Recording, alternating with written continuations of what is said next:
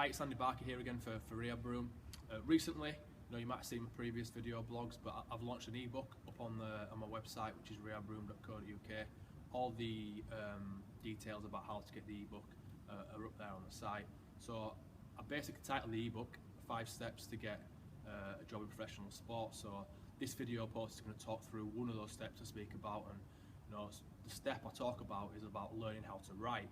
So I don't particularly mean in terms of writing in terms of your grammar, although that being very important. Most of the requests that we do get are largely via email, so if your request is punctured with loads of spelling mistakes in grammar, you probably not got much excuse in an email, because obviously we have facilities like spell check, so that should all be checked. But it's not really grammar and the like I'm talking about. Is probably the text that you use, and in particular the sort of the words that you use to sort of get your message across. So linking back to some of the other posts and about maybe showcasing your ego, we spoke about previously, with your approach and your email, you need to make it personal. So starting an email with dear sir, madam, and not actually addressing the person directly themselves is probably the biggest mistake you can make, and that's the first 2-3 words of your your opening, your approach to this person.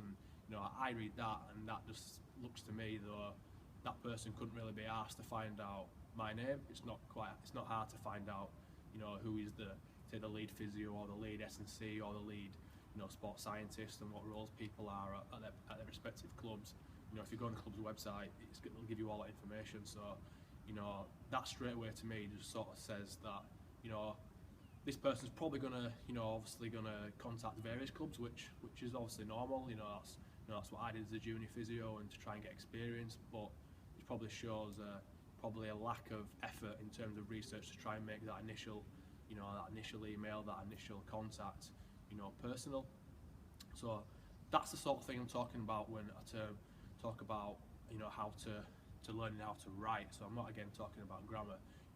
Other key points to sort of consider things like how you actually structure your message and how you structure your email, because ultimately at some point you have to get to the nitty-gritty, and you're going to need to ask for sort of what you want. But there's sort of ways and means to do that, and you can almost I'm telling you, you can sort of trick people like me and other people at other clubs who are going to grant or turn down your requests. So building up some sort of conversation and rapport, which is what I spoke about in a previous video post, is equally important. And how you build your message and how you write your email, and when you actually ask for your request, your opportunity, the opportunity for a job or a placement or whatever it may be, is very important.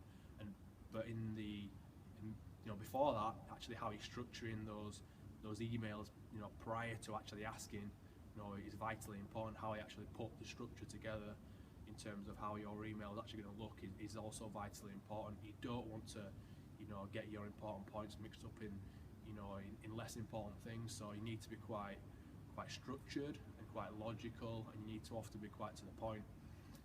In the previous blog posts I spoke about never asking for a placement or a job straight off the bat, and I'll probably follow the rule that you need to exchange probably 5 emails before you will actually get to that point, and actually ask for what you're actually wanting to ask probably in that first email. But by the time you're getting to the 5th, 6th, 7th email, you'll have built up some good conversation. I'm going to speak about how you can actually do this in the new year when I launch a sort of program of study. So that'll go through from that first email to the sort of things you can do, where you're going to look for some sort of research to sort of build that conversation up and try and build rapport. And like I say, you're probably looking at a minimum of about 5 emails, 5-6 emails before you actually want to get down to the nitty-gritty, like I say, and actually ask for that opportunity, whether that's a placement, internship, job, shadowing, whatever that may be. So learning how to write and structure emails or a letter or even a phone call is vitally important, and that could be the making or breaking of you actually getting an opportunity within professional sport.